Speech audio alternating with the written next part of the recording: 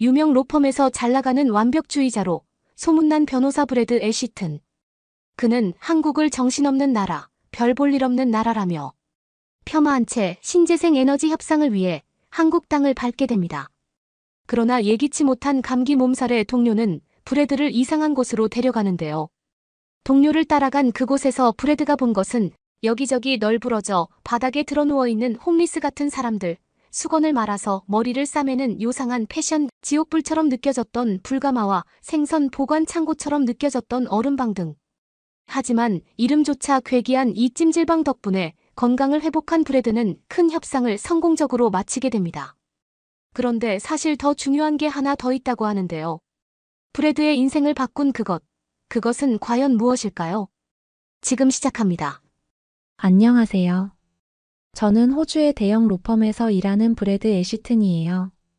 변호사가 된 지 7년 밖에 되지 않았지만 호주 로펌계에서 나름 인정받는 변호사로 살고 있죠. 특히 저는 에너지 분야 전문 법률가이고요. 제가 맡은 사건은 대부분 깔끔하게 마무리되었죠. 동료들 사이에서 제 별명은 완벽주의자예요. 물론 제 입장에선 그 말이 칭찬처럼 들렸지만 어쩌면 저 말 안에는 저를 고지식하다고 비아냥거리는 뉘앙스도 담겨 있다는 걸 저도 잘 알고 있죠. 하지만 저는 고지식한 게 아니라 제가 그들보다 월등히 완벽한 거라고 생각해요. 그래서 저처럼 완벽하지 못한 다른 변호사들이 저를 시기해서 그런 생각을 할 수도 있다고 너그럽게 이해를 하고 있어요. 저의 아침은 늘 똑같답니다. 매일 오전 6시 45분에 집을 나서서 7시에 근처 카페에 들러서 에스프레소를 한 잔 마시죠. 거의 10년째 변함없는 주문이죠. 그런데 뜨거운 걸 별로 좋아하지 않아서 온도는 정확하게 70도에 맞춰달라고 하죠. 처음에는 바리스타가 당황한 표정을 지었지만 이제는 제 얼굴만 봐도 아무 말 없이 70도짜리 에스프레소를 준비해주고 있답니다. 회사로 도착한 후에도 제 하루는 철저하게 계획된 대로 흘러간답니다. 스마트폰 캘린더에는 분 단위로 스케줄이 잡혀 있고 하루를 시작하면서 꼭 체크리스트를 확인하죠. 오늘 처리해야 할 사건 기록을 살펴보고 새로운 계약서 내용을 검토하는데 절대 빈틈이 없었죠. 다른 사람들은 이런 제 모습을 두고 철두철미하다고 말하지만 저는 그저 당연한 일이라고 생각해요. 실수는 변호사에게 치명적인 법이니까요. 법정에서도 회의실에서도 저는 결코 흔들리지 않는 변호사죠. 제 책상 위 서류들은 정확한 각도로 정교하게 정리돼 있고 고개를 숙이고 일하는 제 모습은 동료들 사이에서 집중의 화신 같은 존재였어요. 하지만 그게 전부예요. 가끔은 이런 제 모습이 스스로도 답답하게 느껴질 때가 있어요.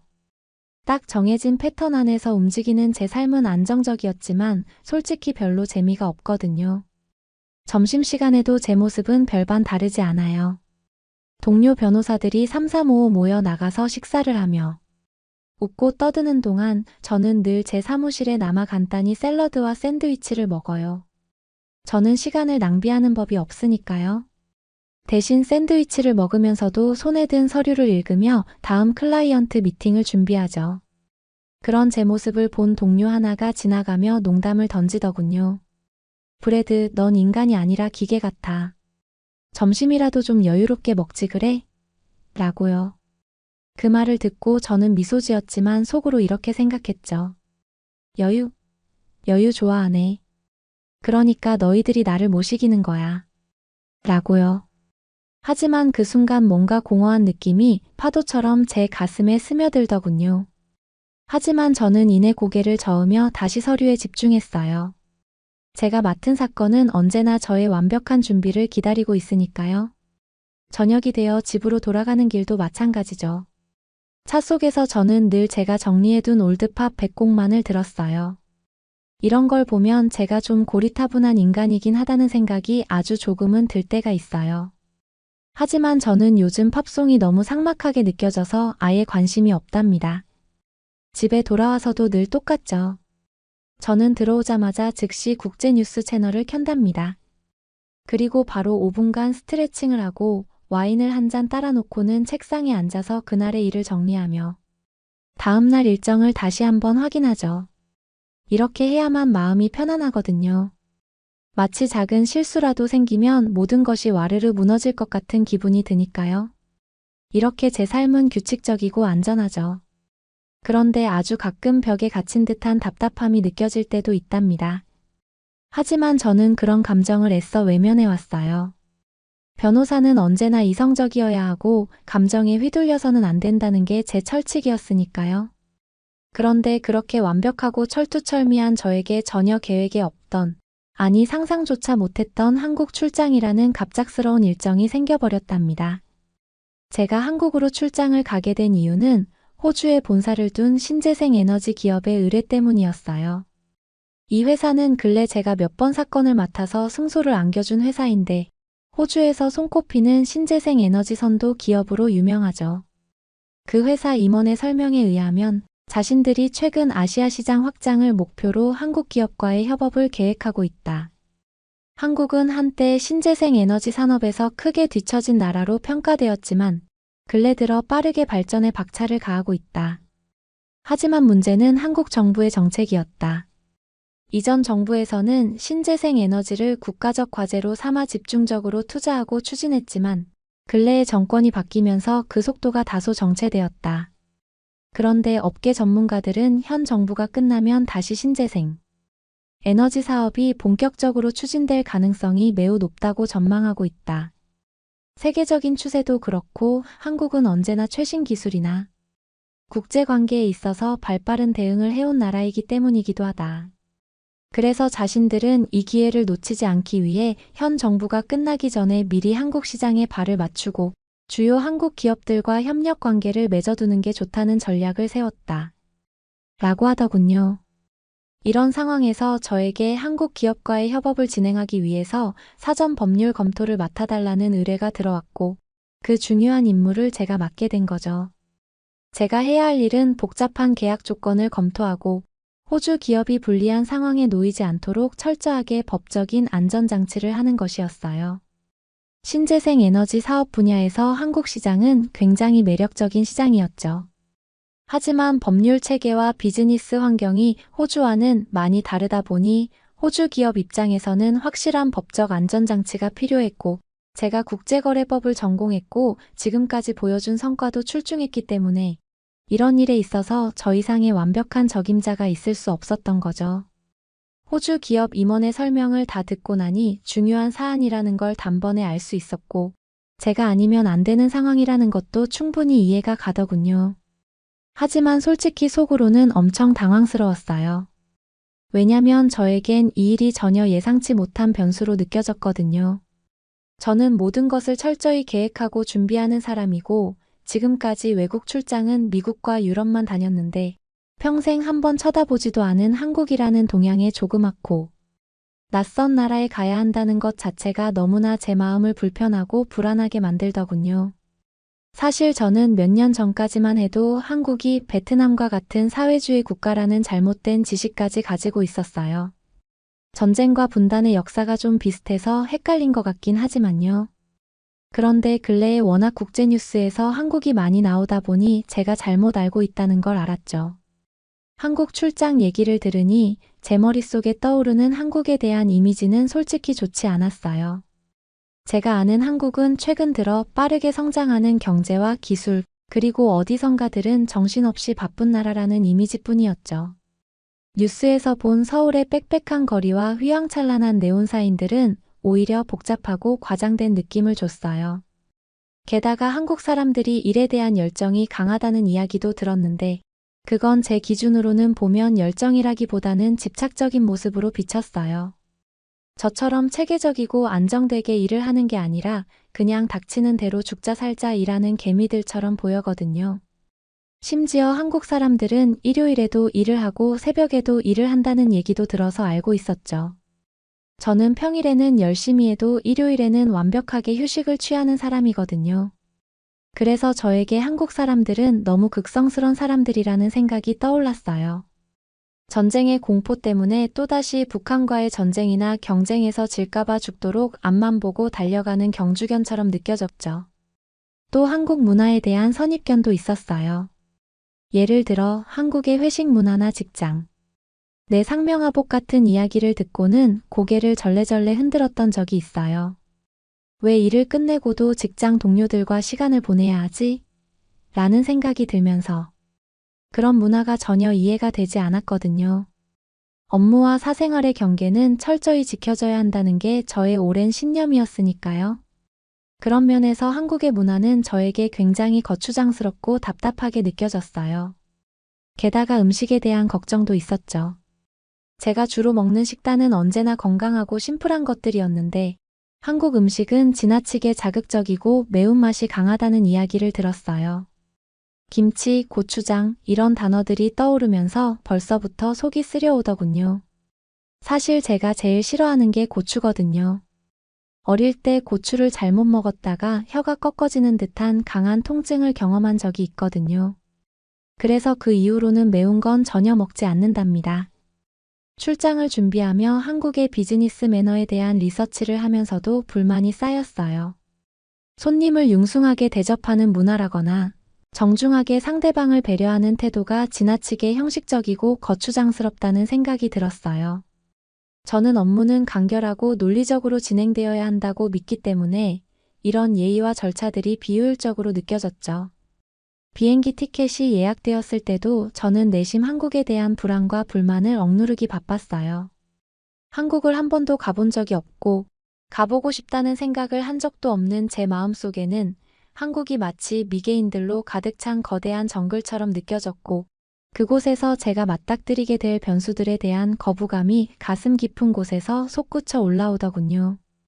하지만 제 마음에 들지 않는 나라로의 출장이었지만 워낙 큰 돈이 걸려있는 중요한 사업이라서 솟구쳐 올라오는 고통을 꾹꾹 누르면서 비행기에 오를 수밖에 없었죠. 한국에 도착한 첫날, 저는 공항에서부터 피로감을 느끼기 시작했어요. 비행 시간만 거의 10시간이었고 시차 적응도 제대로 되지 않아 머리가 멍했어요. 거기에 11월 한국의 날씨는 예상보다 훨씬 더 추웠어요. 호주에서 가져온 얇은 코트 하나로는 도저히 버틸 수 없는 한기가 피부를 파고들었죠. 저는 코트를 여미며 이렇게 추울 줄 알았으면 두꺼운 외투라도 챙길 거라고 후회했죠. 도착하자마자 준비된 차를 타고 한국 기업의 본사로 향했어요. 일정은 타이트했고 첫날부터 협업과 관련된 간단한 논의를 해야 했거든요. 회의실에 들어서자마자 한국 기업에서 나온 변호사들이 이미 준비된 서류들을 펼쳐놓고 저를 기다리고 있었어요.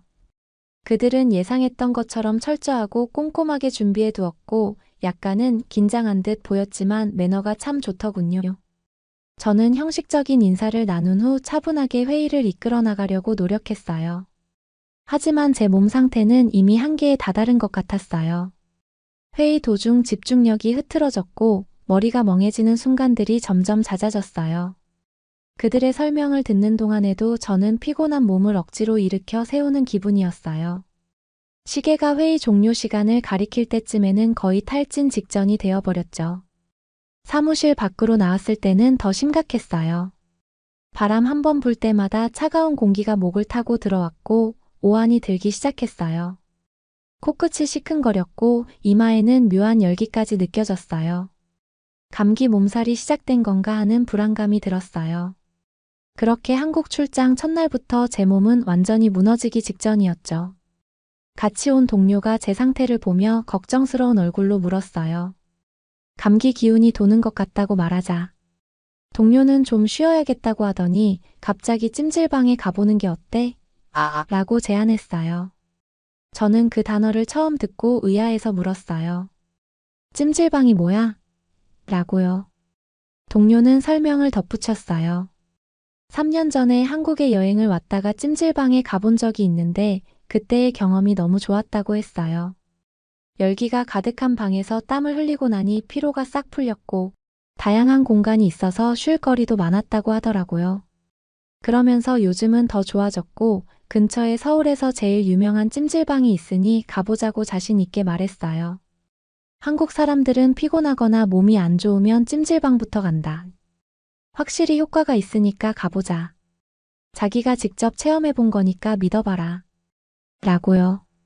솔직히 너무 어처구니가 없어서 몸에 힘이 더 빠지더군요. 열로 몸을 따뜻하게 해준다고? 그것도 사람들이 모여서. 저는 이해가 가지 않았어요. 피곤하고 몸살기가 있어서 10가지 나는데 또 몸에 열을 가하다니요. 무슨 미개한 민간요법 같은 건가 하는 생각이 들더군요. 사적인 공간이 보장되지도 않는 곳에서 피곤한 몸을 맡기라고. 당연히 위생적이지 않을 거라는 생각도 먼저 떠올랐고, 불특정 다수와 함께 있는 것도 불편할 것 같았어요. 저는 동료에게 단호하게 말했어요. 그런 곳은 전혀 내 체질에 맞지 않아. 호텔에서 쉬는 게 훨씬 나을 거야. 라고요. 하지만 상황이 상황이었죠. 병원에 갈 만한 상황도 아니고 호텔로 돌아가도 컨디션이 나아질 것 같지는 않았으니까요. 동료는 이럴 때 가보면 의외로 좋아질 수도 있어라고 말하며 저를 끝까지 설득하더군요. 솔직히 저도 호텔에서 무작정 누워만 있는 게 정답이 아니라는 생각이 들었어요. 약도 챙겨오지 않았고 한국 약은 믿을 수가 없고 몸 상태는 점점 나빠지는 것 같았고 내일은 더 중요한 미팅이 있었으니까요. 동료는 제가 버티는 모습이 우습다는 듯 웃으면서 한 번만 믿어봐. 후회하지 않을 거야 라고 말했어요. 결국 저는 어쩔 수 없이 동료의 제안을 받아들이기로 했어요. 이게 대체 무슨 상황이지? 라며 투덜대면서도 속으로는 약간의 호기심도 들긴 했거든요. 동료의 말처럼 정말 나아질 수 있을까 하는 일말의 기대가 생기더라고요. 하지만 동시에 제 머릿속에는 낯선 한국식 사우나라는 공간이 도대체 어떤 곳일지 걱정과 불안이 가득했으니까요. 하지만 결국 찜질방이라는 이름도 이상한 곳으로 향하게 되었어요. 찜질방에 들어선 순간부터 저는 충격을 받았어요. 일단 시설이 너무 좋더군요. 무슨 최고급 호텔 같은 느낌이 나더군요.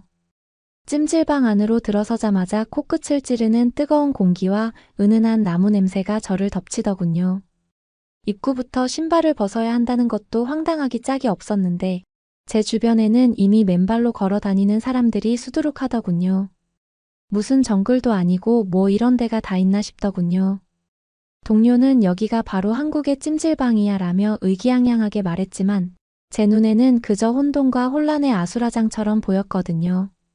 사람들이 바닥에 이불도 없이 누워서 자고 있는 모습이 너무 볼상 사나웠고 그중 일부는 대놓고 코까지 드르렁 드르렁 골고 있더군요. 저는 깜짝 놀라서 동료에게 물었어요. 여기서 다들 이렇게 아무렇지도 않게 자는 거야? 이 사람들 다 홈리스 아니야? 라고요. 동료는 별일 아니라는 듯 원래 그래. 다들 피로를 풀러오는 곳이니까 라고 대답했어요. 하지만 저로서는 이해할 수 없었어요. 도대체 어떻게 이런 공공장소에서 편하게 잠들 수 있는지 믿기지 않았어요. 게다가 맨바닥에 누워있는 모습이 제게는 영락없이 아수라장 같았어요. 더 황당했던 건 복장이었어요. 모두가 똑같은 찜질방 전용 옷을 입고 있었는데 옷이 너무 헐렁하고 불결해 보였어요. 동료는 저에게도 옷을 건네주며 갈아입으라고 했지만 저는 그 순간 참 난감했어요. 세탁을 하긴 하겠지만 공공장소에서 남들이 입던 옷을 입는다는 게 어색하기 짝이 없었거든요. 하지만 동료는 다들 입고 있으니까 신경 쓰지 말고 어서 입어봐라며 재촉했고 저는 어쩔 수 없이 따라갈 수밖에 없었어요. 찜질방의 온열방에 들어서자 또 다른 충격적인 일이 저를 기다리고 있었어요. 방 안은 정말 불구덩이처럼 뜨거웠고 사람들이 바닥에 앉아 땀을 뻘뻘 흘리고 있더라니까요. 제 머릿속에는 도대체 왜 이걸 견디고 있는 거지? 무슨 극기 훈련도 아니고. 라는 생각이 떠올랐어요. 하지만 동료는 이미 너무 편안해 보이는 자세로 앉아 있었고 저를 보며 따라 앉으라고 손짓했어요. 역시 앉아보니 금방 후회가 밀려오더군요. 바닥은 마치 지옥불처럼 뜨겁고 숨쉬기도 힘들었으니까요. 마치 제가 뜨거운 오븐 안에 들어가 있는 이탈리아 피자가 된 느낌이었어요. 동료는 저에게 이 뜨거운 열기가 몸을 풀어줄 거예요. 금방 시원해질 거예요 라고 했지만 저는 도저히 참을 수 없었어요. 얼굴과 등이 땀으로 흥건해졌고 심지어 머리까지 어질어질해져 왔어요.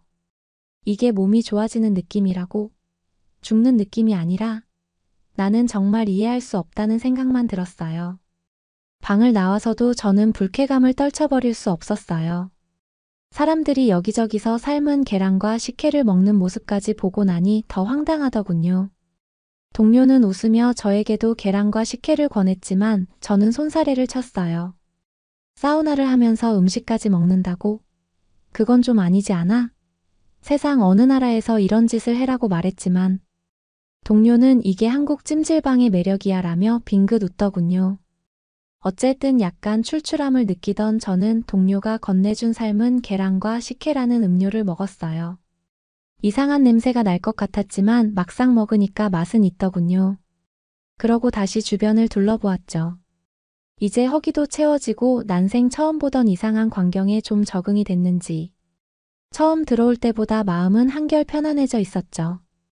그래서 저는 아까보다 조금 편안한 마음으로 차분하게 주변을 둘러보았어요. 사람들은 두꺼운 옷을 입고 알록달록한 수건을 머리에 묶고 돌아다니고 있었어요. 동료는 그 사람들을 가리키며 웃으며 말했어요. 저게 바로 양머리야. 찜질방의 상징 같은 거지라고요. 그게 뭐냐고 묻자 동료는 손수 수건을 접어 제 머리 위에 얹어줬어요. 그는 이제 제대로 된 찜질방 룩이네요 라고 말하며 웃었지만 저는 이 수건을 머리에 두른 채로 돌아다닌다는 것 자체가 너무 멍청한 짓으로 느껴졌어요. 더운데 수건까지 머리에 감고 다니다니요. 인간으로서의 최소한의 상식만 있어도 할 수 없는 짓 같았거든요. 그때 동료가 안내판을 가리키며 불가마로 가보자고 했어요. 불가마가 뭐냐고 물었더니 아까보다 더 뜨거운 방에 들어가서 땀을 흘리는 공간이라고 했어요. 듣자마자 이게 진짜 불지옥인가 보다 하는 생각에 처음에는 고개를 절레절레 흔들며 반대했죠. 하지만 동료는 불가마가 찜질방의 꽃이라며 강력하게 추천했어요. 결국 저는 마지못해 따라 들어갔어요. 불가마 문을 열자마자 후끈한 열기가 얼굴을 때렸어요. 안에는 어두운 조명 아래에서 사람들이 바닥에 여기저기 드러누워 있더군요. 제 상식으로는 도무지 이해할 수 없는 광경이었어요. 동양의 온돌 문화에 대해서는 대충 알고 있었지만 실제로 보니 너무 어색하고 미개하게 느껴졌거든요.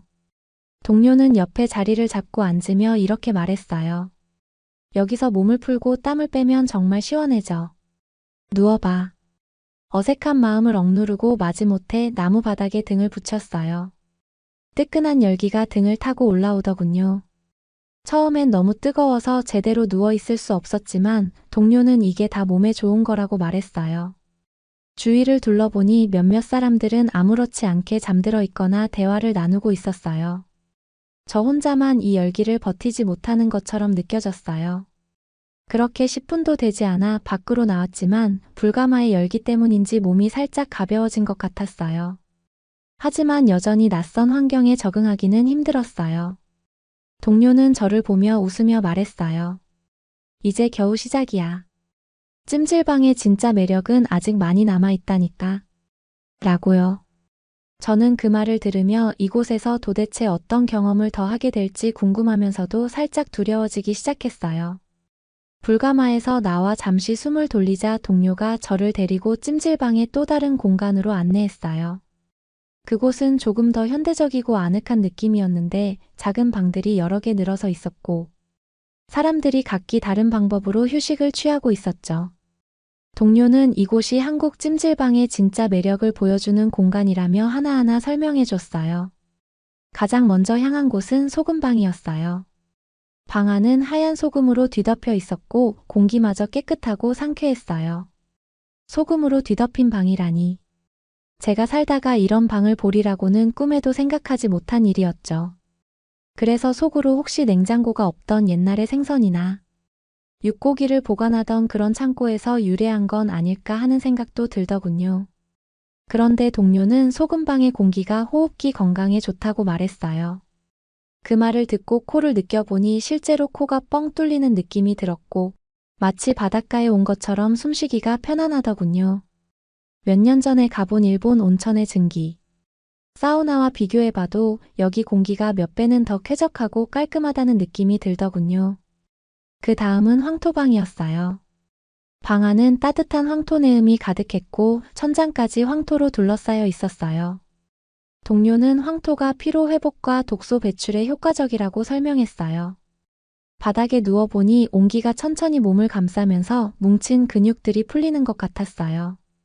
또 이상하게 마음도 차분하고 편안해지더군요. 일본의 온천에서 목욕을 하며 몸을 푸는 경험도 나쁘지 않았지만 이곳처럼 누워서 몸과 마음을 동시에 편안하게 하는 공간은 처음이었어요. 특히 한 공간에 여러 사람이 집단적으로 드러누워 휴식을 취하는 분위기가 처음에는 너무 이상했는데 시간이 갈수록 오히려 더 편안하게 느껴지기도 하더군요. 이어서 동료는 얼음방도 보여줬어요. 불가마나 황토방에서 몸이 뜨거워진 사람들은 이곳에 들어와 열을 식힌다고 했어요. 불도 있고 얼음도 있고 세상에 무슨 이런 일이 다 있지? 하는 생각이 들었지만 안에 들어가니 금세 한기가 느껴졌고 차가운 공기가 몸을 식혀주면서 정신이 굉장히 맑아지는 기분이 들더군요. 그렇게 동료를 따라다녀 보니 한국 찜질방이 단순히 몸을 데우는 공간이 아니라는 것을 깨달았어요. 이곳은 피로를 풀고 몸과 마음을 동시에 힐링하는 완벽한 휴식처였어요. 일본 온천이 단순히 물에 몸을 담그는 정적인 경험이라면 한국 찜질방은 몸과 공간이 조화를 이루며 다양한 경험을 제공하는 다채로운 문화였어요. 그리고 무엇보다 실내에서 즐길 수 있기 때문에 날씨와 상관없이 편하게 찾을 수 있다는 점도 큰 장점이었어요. 그렇게 처음에는 낯설고 어색했던 찜질방이 어느새 마음을 풀어주는 힐링 공간이 되어가고 있었어요. 저는 자신도 모르게 이곳의 묘미를 조금씩 알아가고 있었어요. 잠시 쉬고 나니 동료가 이번에는 찜질방의 특별한 재미를 보여주겠다며 저를 데리고 이곳저곳을 돌아다녔어요. 이제 제법 활기를 되찾은 덕에 궁금한 마음도 들었어요. 한국 찜질방이 이렇게나 다양한 공간을 갖춘 줄은 꿈에도 몰랐거든요. 제가 가장 놀랐던 건 만화방이었어요. 저는 이곳이 정말 사우나가 맞는지 다시 한번 의심했어요. 방 안에는 소파와 매트가 깔려 있었고 벽에는 수백 권의 만화책과 잡지가 빼곡히 꽂혀 있었어요. 여기서도 사람들이 또 바닥에 누워서 책을 읽거나 졸고 있는 모습이 보였어요. 마치 어디 가나 사람들이 바닥에 붙어 있는 희한한 문화라는 생각이 들더군요. 동료는 여기서 한두 시간쯤 누워 책을 읽다 보면 시간 가는 줄 모른다고 하더군요. 저는 사우나에 와서 책을 읽는다는 발상 자체가 저에게는 충격적이었어요. 저는 속으로 여기가 휴식의 끝판왕이구나라는 생각이 들었죠. 다음으로 간 곳은 안마 의자 코너였어요. 줄지어 늘어선 고급 안마 의자들이 저를 맞이했어요. 사람들이 의자에 몸을 맡기고 눈을 감고 있는 모습을 보니 마치 작은 낙원처럼 느껴졌어요. 동료는 저에게도 체험해보라며 동전을 건넸어요. 저는 마지못해 의자에 앉아보았는데 의자가 목부터 발끝까지 지그시 눌러주며 피로를 풀어줬어요. 예상보다 훨씬 만족스러워서 제 어깨에 쌓인 긴장이 조금씩 풀리는 게 느껴졌어요. 동료가 웃으며 저렴한 가격에 이런 호사를 누릴 수 있는 곳이 또 있겠냐라고 말했어요. 저도 모르게 힘차게 고개를 끄덕이고 있었어요. 그뿐만이 아니었어요. 사람들이 우르르 몰려가는 곳을 따라가 보니 작은 오락실이 있었어요. 게임기에서 나오는 익숙한 전자음이 들리자 저는 순간 어린 시절의 오락실이 떠올랐어요. 어떤 사람들은 농구 게임을 하며 웃고 있었고 다른 사람들은 레이싱 게임에 열중하고 있었어요. 동료는 저에게 한국 사람들은 찜질방에서 가족 단위로 온종일 시간을 보내곤 한다고 설명하더군요. 그 말을 들으니 저 역시 여기서라면 하루 종일 놀아도 질리지 않겠어라는 생각이 들더군요. 그리고 또 인상적이었던 건 사람들이 잠을 자는 휴식 공간이었어요. 역시 드넓은 방에 사람들이 다닥다닥 모여 누워 있었는데 누군가는 깊이 잠들어 있고 다른 누군가는 나지막이 이야기를 나누고 있더군요. 처음에는 역시 너무 홈리스들처럼 보여서 너무 불편하고 어색하게 느껴졌어요. 하지만 제가 막상 그곳에 누워보니 바닥의 온기가 온몸을 포근하게 감싸안는 것처럼 전해져서 금세 몸이 노곤해지고 마음의 평화의 기운이 몰려오더군요. 비싼 요금을 내지 않아도 이렇게 따뜻함과 평화로움을 느낄 수 있다는 게 정말 신기하다는 생각이 들더군요. 마지막으로 동료는 매점으로 저를 이끌었어요. 거기엔 팥빙수, 떡볶이, 심지어 라면까지 있었어요. 동료는 라면이 찜질방의 인기 메뉴라며 직접 주문했어요. 김이 모락모락 나는 라면 한 그릇이 나오자 저는 그 자리에서 웃음을 터뜨리며 말했어요. 여기서 라면까지 먹을 줄은 몰랐네라고요. 찜질방에서 파는 라면을 먹어보니 진하고 따뜻한 국물이 피로를 말끔히 씻어주는 느낌이 들었어요. 이 모든 경험이 저에게는 너무나도 생소하면서도 신선한 경험이었어요. 찜질방은 단순히 흔해 빠진 사우나가 아니라 사람의 몸과 마음을 온전히 풀어주고 소소한 즐거움까지 더해주는 완벽한 휴식처 같은 공간이었어요. 저는 그제야 한국 사람들이 왜 찜질방을 찾는지 충분히 이해할 수 있게 되었어요.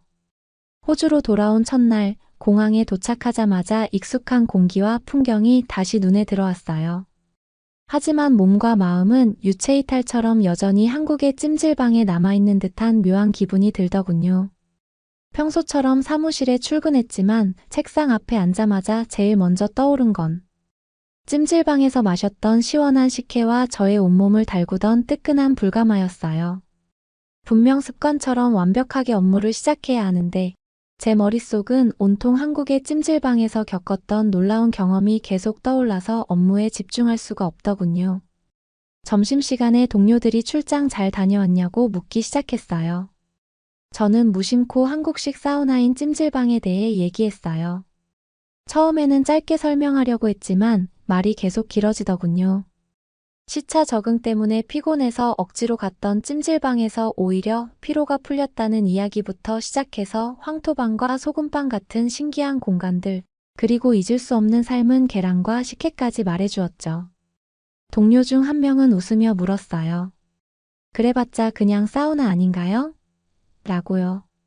저는 발끈했어요. 뭐라고? 그냥 사우나? 저는 조금 흥분한 듯 설명을 이어갔어요. 한국 찜질방은 단순히 몸을 데우는 곳이 아니다.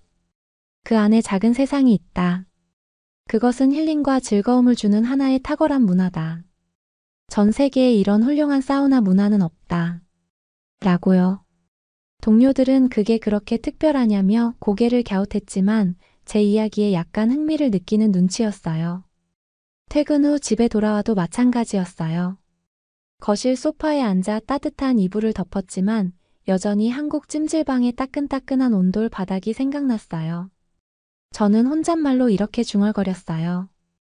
여기에 한국 찜질방 하나만 있으면 얼마나 좋을까?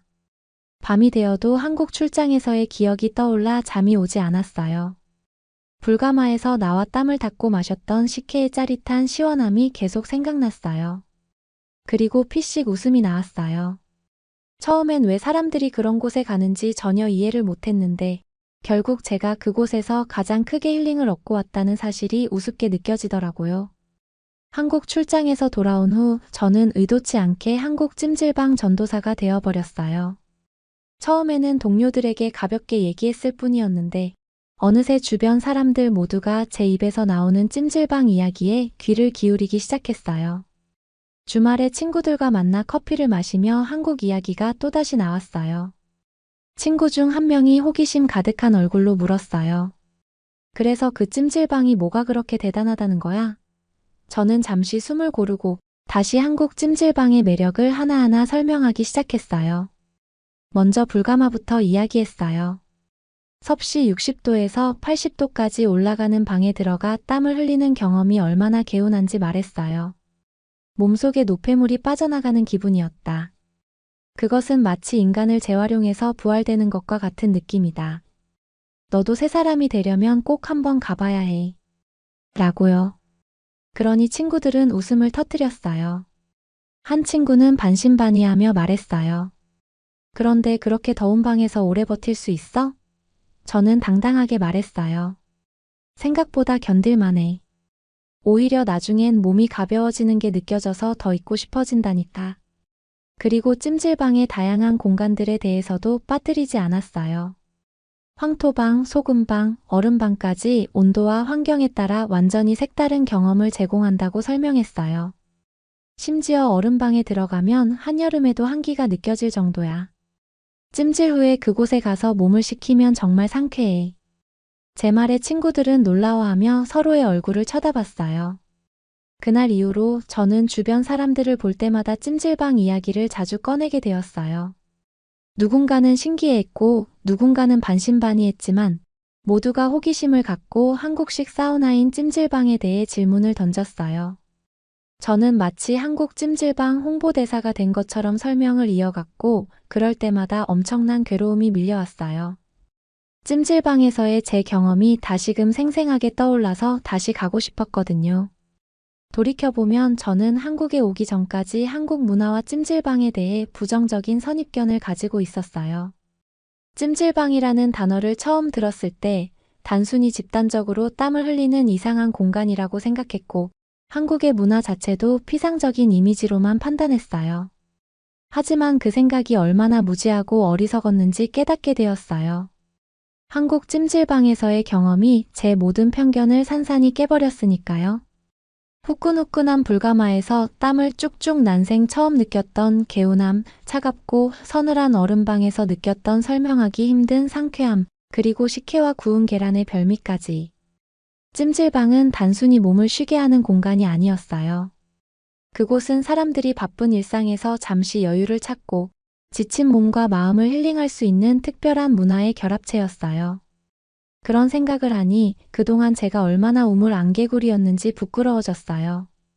한국 문화에 대한 이해도 없이 표면적인 모습만 보고 쉽게 평가하고 비하하려 했어요. 찜질방을 경험하면서 제가 가진 그 편협한 시선들이 얼마나 잘못되었는지 스스로 반성하게 되었어요. 한국은 단순히 저에게 새로운 나라가 아니었어요. 세상의 유일한 나라였어요. 이제 저는 진심으로 한국의 문화와 한국의 찜질방에 대해 존경과 감사를 표하고 싶어요. 한국인들이 만들어낸 그 공간은 단순한 사우나가 아니라 모두가 편히 쉬고 행복을 느낄 수 있는 멋지고 아름다운 공간이었어요. 참 협상 결과도 정말 좋았어요. 찜질방에서 몸이 완벽하게 회복되니 기분도 너무 상쾌하고 좋아졌고, 그래서 일도 순조롭게 풀렸던 것 같아요. 피로와 긴장이 쌓였을 때는 협상도 삐걱대기 마련인데, 찜질방 덕분에 몸과 마음이 가벼워지니 저도 모르게 대화가 술술 풀려나갔던 것 같아요. 협상 테이블에서 제가 찜질방에 대해 한참 이야기를 꺼냈더니 한국 기업 측 임원들이 눈을 크게 뜨며 놀라더라고요. 그러더니 곧 웃음을 터뜨리며 정말 즐거워했어요. 호주 변호사가 한국 찜질방에 빠진 건 처음 본다라며 농담 섞인 말을 하기도 했지만, 그런 분위기 덕분에 협상은 한층 더 부드럽고 긍정적으로 흘러갔어요. 함께 웃으며 대화의 결이 맞아떨어진 순간, 문득 한국에서의 경험이 제게 얼마나 큰 행운이었는지 다시 한번 크게 실감했어요. 이제 3개월 후에 2차 협상을 위해 다시 한국에 오기로 일정이 잡혔어요. 그때도 당연히 찜질방에 갈 생각이에요. 이번에는 스스로 계획을 세우고 여유 있게 시간을 보내리라 마음먹었어요. 그럴 리는 없겠지만 만약 호주 기업 대표가 다른 변호사를 대신 보낸다고 하면 정말 화가 날 것 같아요. 한국이 아니면 전 세계 그 어디에서도 그런 힐링과 평화의 시간을 가질 수 없으니까요. 사실 고백하자면 한국에서의 찜질방 체험이 제 인생에 남긴 변화는 저런 협상보다 100배, 1000배는 더 가치 있는 거였어요. 한국 출장 전까지 제 삶은 완벽함만을 추구하는 꽉 막힌 틀 속에 갇혀 있었어요. 변호사라는 직업 때문이었는지 모든 일에 결점이 없어야 한다고 믿었죠. 하루하루는 규칙적이었지만 딱딱하고 제게 주어진 시간은 철저하게 통제되고 있었어요. 제가 쉬는 시간조차 업무를 위한 준비였고, 휴식은 그저 효율을 높이기 위한 수단일 뿐이었어요. 지금 돌이켜보면 그건 살아간다기보다는 기계처럼 굴러가는 삶이었어요. 하지만 한국의 찜질방이 제 삶을 완전히 바꿔버렸어요. 처음에는 반신반의하며 따라갔지만 그곳에서 제가 처음 느낀 건 제 몸과 마음이 제 생각보다 더 무겁게 지쳐 있었다는 사실이었어요. 하지만 뜨끈한 황토방 바닥에 누워 있는데 제 몸속 어딘가에 쌓여있던 긴장과 스트레스가 서서히 녹아내리는 기분이 들었어요. 그동찬 차갑게만 살아온 제 심장이 따뜻한 온기 속에서 다시 살아 숨쉬는 기분이라고나 할까요? 찜질방의 따뜻하고 평화로운 분위기 속에서 땀을 흘리며 한참을 앉아있다 보니 모든 걸 완벽하게 해야 한다는 강박이 얼마나 하찮은지 깨닫게 됐어요. 완벽하지 않아도 괜찮고 조금 부족해도 좋다는 자유로움이 제 안에서 움트기 시작했어요. 옆에서 아무렇지 않게 얼굴에 팩을 붙이고 잠든 사람들, 나무처럼 편안하게 바닥에 누워있는 사람들을 보며 저도 처음으로 그냥 이렇게 편안하게 나 자신으로 있어도 되는구나 하는 깨달음이 왔어요. 호주로 돌아온 후 제 일상은 확연히 달라졌어요. 이제는 무조건적인 완벽주의를 내려놓고 조금은 편안한 여유를 찾고 있어요. 가끔 퇴근 후에는 시간을 쪼개어 친구들을 만나고 주말에는 아침부터 편하게 누워 아무 생각 없이 멍하니 시간을 보내기도 해요. 일에 쫓기던 제 모습은 더 이상 없고 진짜 저다운 삶을 찾아가고 있어요. 한국의 찜질방은 단순한 사우나가 아니었어요. 제겐 자유를 찾은 공간이었고 평화를 선물 받은 경험이었어요. 지금도 가끔 피곤하거나 지칠 때면 그곳을 떠올리며 한국으로 돌아갈 날을 손꼽아 기다리고 있어요. 다시 한번 뜨끈한 온기 속에서 마음을 푹 놓아버리고 싶네요. 마지막으로 한국에 오기 전, 그리고 한국에 온 첫날, 제가 가졌던 오만한 태도에 대해 진심으로 사과하고 싶습니다. 한국 문화와 찜질방을 폄하했던 제 자신이 정말 부끄럽습니다. 이제는 그 경험이 저에게 얼마나 값진 배움이었는지 깨달았어요. 앞으로는 다양한 문화를 존중하고 열린 마음으로 배우며 살아가는 사람이 되겠습니다. 그리고 이런 깨달음을 주었던 한국과 한국의 찜질방 문화에 진심으로 감사드립니다. 제 좁은 시야를 깨고 새로운 세상을 경험하게 해준 그 순간들을 영원히 잊지 못할 거예요. 완벽주의에 갇혀있던 호주 변호사 브래드 애쉬튼. 낯선 땅 한국에서의 시차와 감기 몸살로 지쳐있던 그를 치유해준 건 뜻밖에도 한국의 찜질방이었군요. 이제 브래드는 한국을 새로운 시각으로 바라봅니다. 찜질방의 온기가 그의 일상에도 스며들었고 호주에 돌아간 후에도 한국 문화를 전파하는 찜질방 전도사가 되었죠. 작은 공간 속에서 찾은 큰 행복. 그리고 한 나라의 문화가 누군가의 삶에 선사하는 따뜻한 위로와 변화. 무엇보다 완벽주의를 버리고 자유와 평화를 찾은 브래드의 이야기는 이제 시작일지도 모르겠네요. 구독과 좋아요 부탁드리며 사연자분께 전해드릴 댓글도 남겨주시면 전달해드리겠습니다. 그러면 더욱 감동적인 다음 사연으로 넘어가겠습니다. 한국인들 다 성형해서 예쁜 거잖아? 맞아, 중국 사람들 눈이랑 턱 뾰족한 거 부러워해서 따라하는 사람들 많더라. 나 이번에 한국 여행 가는데 중국인의 아름다움을 한국에 보여주겠어. 중국이 최고라고 생각하는 여성이 한국인들의 외모 비하를 하고 있는데요. 행복하다는 듯이 웃고 있는 중국 여성들을 보면서 무슨 생각을 하시나요? 안녕하세요. 저는 중국에서 배우를 꿈꾸고 있는 란웨오라고 합니다. 중국의 선전에 영향을 받아 한국에 대해 부정적인 인식을 가지고 있던 외국인으로서 자신의 경험을 공유합니다. 분명 2020년 코로나 전까지만 해도 중국은 꽤나 개방적인 정책으로 다양한 여행을 다닐 수 있었는데요. 저는 중학생 때 갔다 온 유럽 여행을 꿈꿨어요. 물론 관광 가이드가 다 해준 거지만 프라하의 낭만적인 거리, 밀라노의 유서 깊은 유적지의 활기찬 삶을 동경했죠. 미친 듯이 더럽긴 했어요. 하지만 유럽이라는 이유로 뭔가 프리미엄이 붙은 거죠. 그리고 저는 연예인을 꿈꾸는 사람이잖아요. 누구나 부러워하는 유럽에 가서 맛있는 것들을 먹고 예쁜 사진들을 찍어서 팔로워를 모아야 했어요. 24년이 되자마자 저는 다시 유럽 여행을 하려고 했는데요. 비자가 나오질 않았어요. 휴가 기간을 그냥 날릴 수는 없어서 한국으로 여행을 갈 수밖에 없었습니다. 아빠는 일단 가자고 했지만 저는 울고불고 난리가 났었어요. 더 어렸을 때도 갔었던 여행인데 왜 이제는 안 되는지 너무 짜증이 났거든요. 한국은 중국의 것들을 다 베끼는 나라잖아요. 중국의 GDP 성장을 보세요. 한국이 어떻게 중국을 따라올 수가 있겠어요. 그런 나라에 굳이 놀러 가야 하는 이유를 모르겠더라고요. 저는 중국이 단순한 국가가 아니라 경제 강국으로 비상하는 용이라고 생각해요. 중국이 경제적으로 성장하면서 문화적 르네상스가 심지어 꽃을 피웠어요. 한국인들은 이걸 죄다 따라하잖아요. 저는 좀 미적 감각이 있는 사람이거든요. 딱 보면 뭐가 예쁜지를 알아요. SNS만 봐도 뭐가 유행하고 예쁜 건지 알아볼 수 있죠. 그래서 한국에 갈 수밖에 없다는 걸 알았을 때 중국의 대단함을 한국에 보여주고 와야겠다고 생각했어요. 중국은 단순히 고층 빌딩을 짓는데 그치지 않고 고대 예술 전통을 되살린 나라니까요. 저는 충칭에서 과거와 현재가 조화를 이루는 가운데 우리 문화의 정체성이 되살아나는 것을 경험했습니다. 제가 이렇게 말하면 저는 공부를 못할 거라고 생각하는 사람들도 많은데요. 저는 공부도 잘하는 연예인이 되고 싶어서 공부도 열심히 했습니다. 무려 베이징 대학교를 입학까지 한 사람이에요. 지금은 입학 전에 여행을 가려고 할 뿐이고요. 저는 그래도 한국에 가는 김에 중국의 멋짐을 한국에 보여주고 와야겠다고 생각했어요. 저의 스타일과 중국의 대단함을 한국 사람들이 당연히 알아볼 거라고 생각했습니다. 대한항공 비행기에 몸을 싣자 드디어 여행의 현실이 다가왔습니다. 승무원들이 따뜻한 미소와 흠잡을 데 없는 프로페셔널함으로 저를 맞이하며 여행의 분위기를 조성합니다. 좌석에 앉자마자 저는 자부심과 기대감을 느낄 수 있었습니다. 비행기가 인천으로 내려오면서 창밖으로 드넓게 펼쳐진 도시를 바라보는데 뭔가 이상했어요. 제가 생각하는 한국은 돈이 없고 시골일 거라고 생각했는데요. 비행기에서도 빛이 엄청나게 빛나고 있었어요.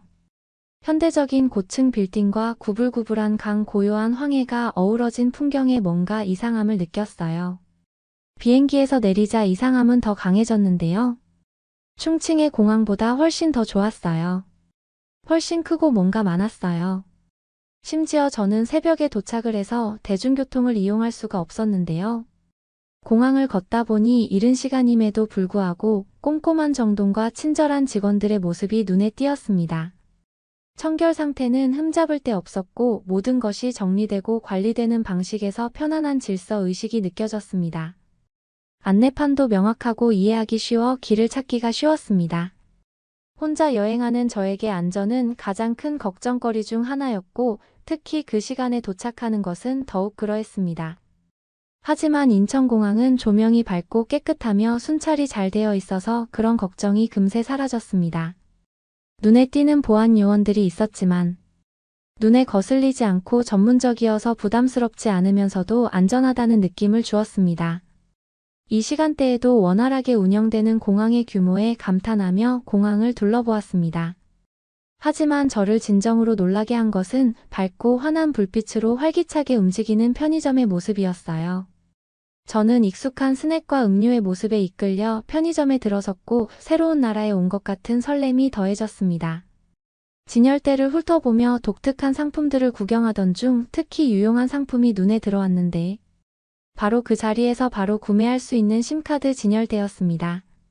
저는 새벽에 도착했으니까 일단 하루는 로밍을 하고 이후에는 휴대폰 대리점에 들어가려고 했었는데요. 유심카드를 편의점에서 판다는 사실에 깜짝 놀랐어요. 제가 심카드를 들고 카운터로 다가갔을 때 점원은 친절하게 고개를 끄덕이며 반겨주었습니다. 심지어 유심을 뽑는 핀도 제품에 다 들어있었어요. 편의점 직원은 익숙한 듯이 유심을 어떻게 쓰는지 알려주더라고요. 언어 장벽에도 불구하고 거래는 순조롭게 진행되었습니다. 몇 분 만에 현지 한국 번호가 부여되고 인터넷에 연결되어 숙소로 가는 길을 탐색하고 가족에게 무사히 도착했음을 알릴 수 있었습니다. 이 순간은 단순해 보이지만 한국의 편리함과 효율성을 처음으로 실제로 경험한 순간이었습니다. 단순히 유심을 구매할 수 있다는 것 이상으로 저와 같은 여행객의 니즈를 이해하고 24시간 내내 서비스를 제공하는 세심한 배려에 감탄했습니다. 다음날 오후에 서울 한복판으로 나가자마자 저는 다양한 의상에 압도당했습니다.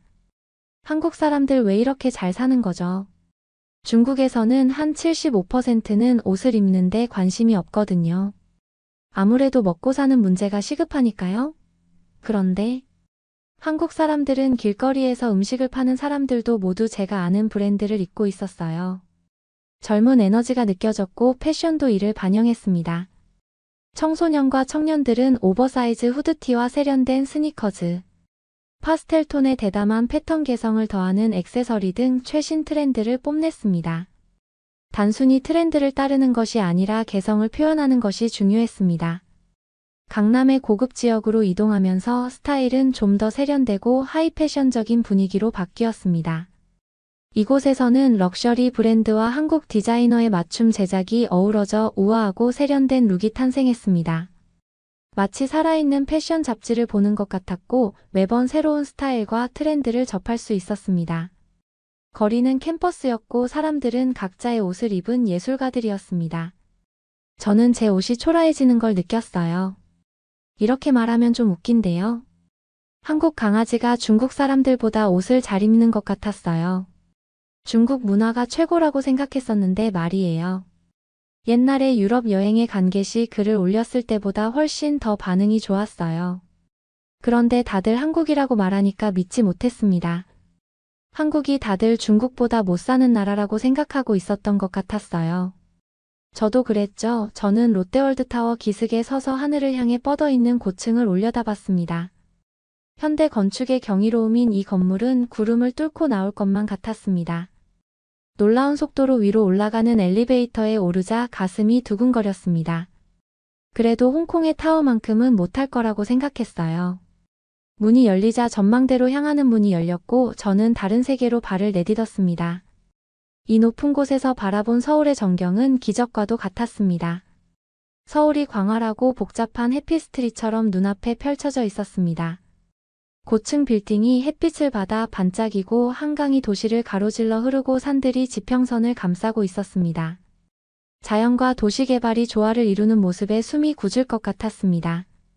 도시에서 가장 높은 곳에서 바라보니 서울과 깊은 유대감을 느낄 수 있었습니다. 스카이라인은 단순한 건물들의 집합이 아니라 인간의 독창성과 글로벌 리더로 발돋움한 한 나라의 정신을 보여주는 증거였습니다. 해가 지기 시작하면서 도시의 황금빛 노을이 드리워지기 시작했습니다. 조명이 반짝이며 스카이라인이 눈부신 빛과 색채의 향연으로 변했습니다. 낮과 밤이 어우러져 서울의 역동적인 아름다움의 정수를 담아낸 마법 같은 순간이었습니다.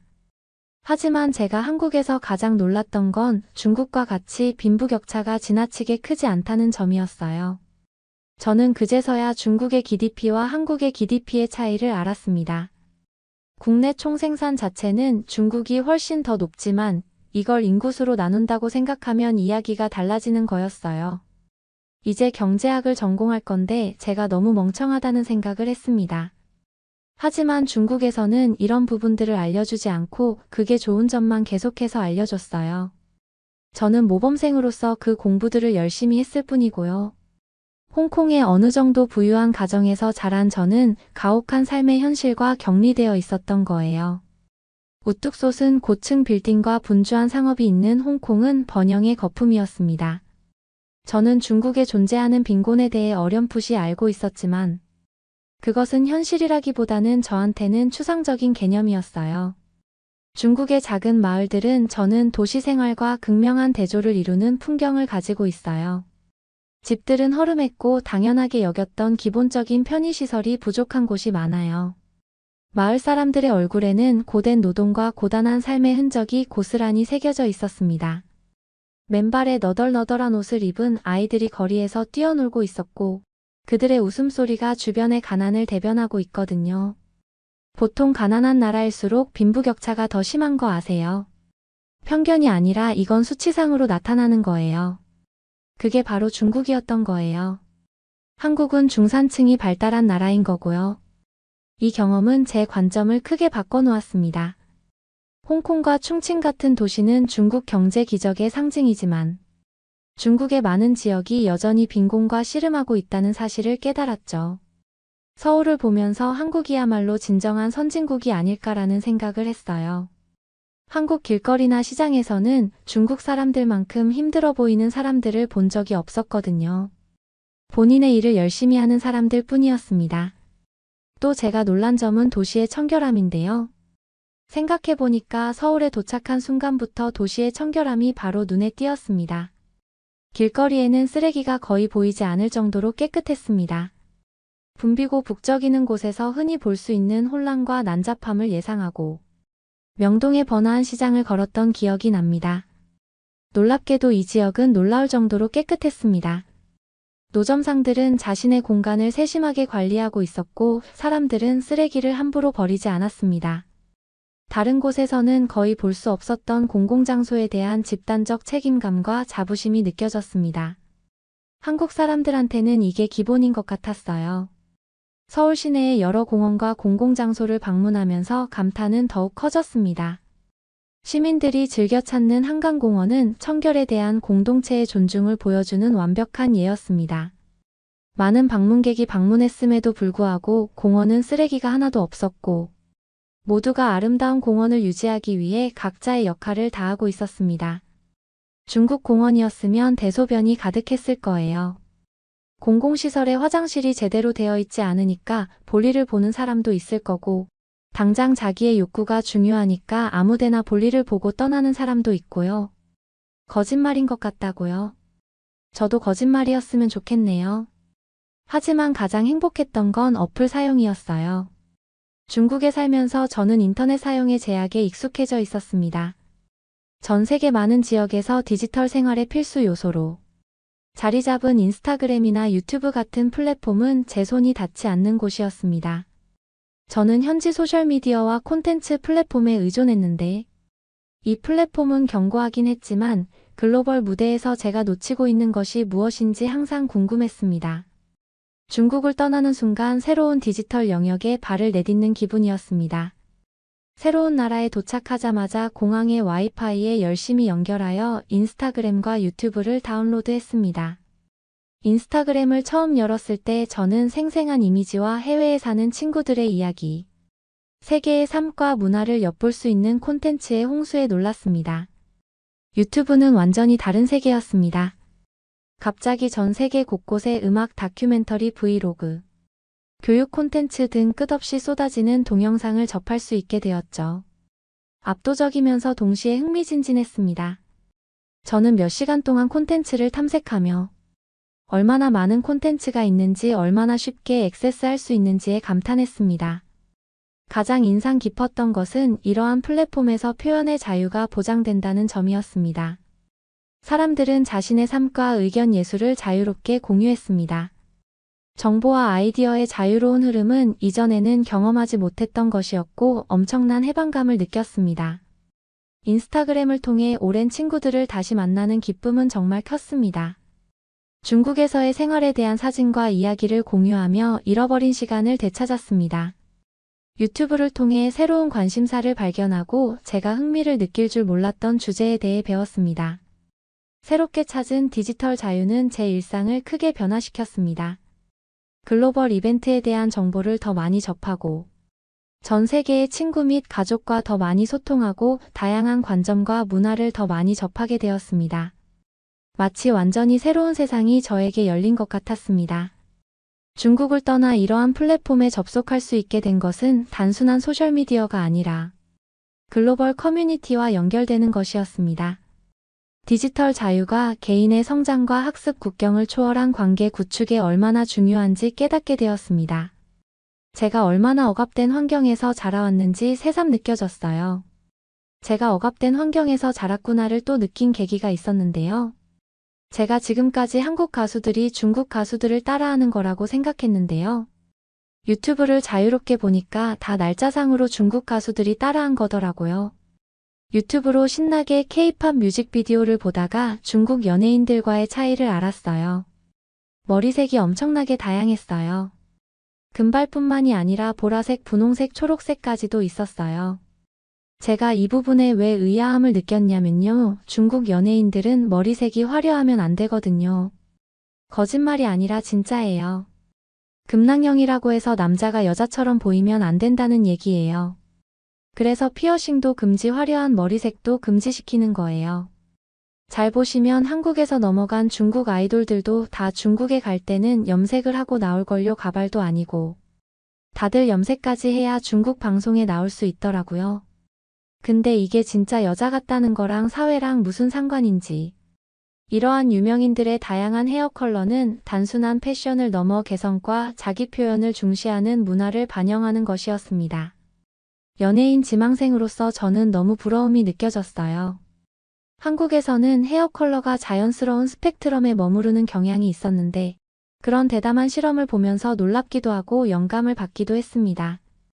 외모를 통해 자신을 표현하는 방식과 한국 대중문화에서 미의 기준을 탐구하고 재정의 하는데 얼마나 많은 자유가 있는지 생각하게 되었습니다. 그러면 더욱 재미있는 다음 사연으로 넘어가겠습니다. 야, 한국 애들 수학만 잘하는 거 아니었어? 왜 미술도 잘해 독일의 한 고등학교. 한국 학생을 보면서 다들 놀라움을 금치 못하는데요. 수학을 잘 안다는 건 워낙 알려진 일이지만 미술을 잘 안다는 건 무슨 일일까요? 안녕하세요. 저는 독일에서 패션 브랜드를 런칭할 준비를 하고 있는 레인이라고 합니다. 아버지가 독일에 가서 살아야 한다고 말씀하시던 날을 기억합니다. 저는 정말 절망밖에 없었어요. 한국에서도 공부를 더럽게 못하는 제가 독일에 간다고 어떻게 살 수 있겠어요? 저는 중학교 3학년 때 독일로 가게 된 거예요.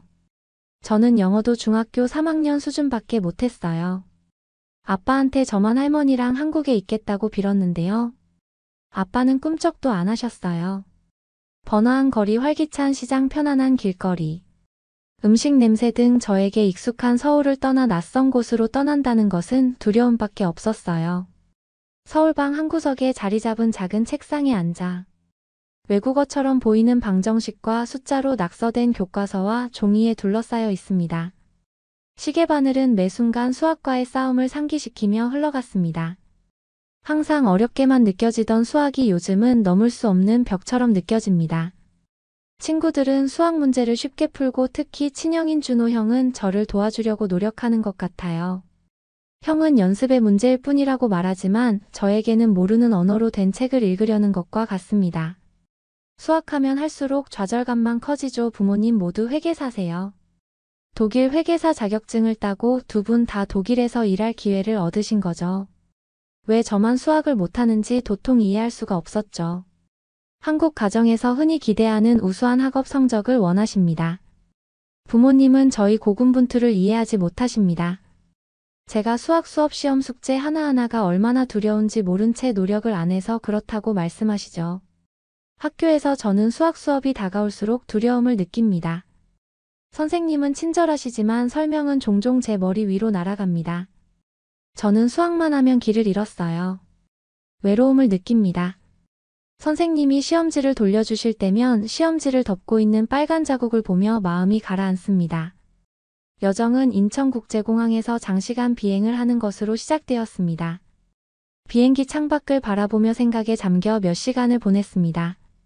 광활한 태평양 상공을 날면서 조부모님이 들려주신 옛 한국 이야기, 회복 탄력성과 희망에 대한 이야기를 떠올렸습니다. 이 여행이 제 자신의 이야기에 어떻게 더해질지 궁금해졌습니다. 독일에 착륙하는 것은 마치 다른 세계에 발을 디딘 것과 같았습니다.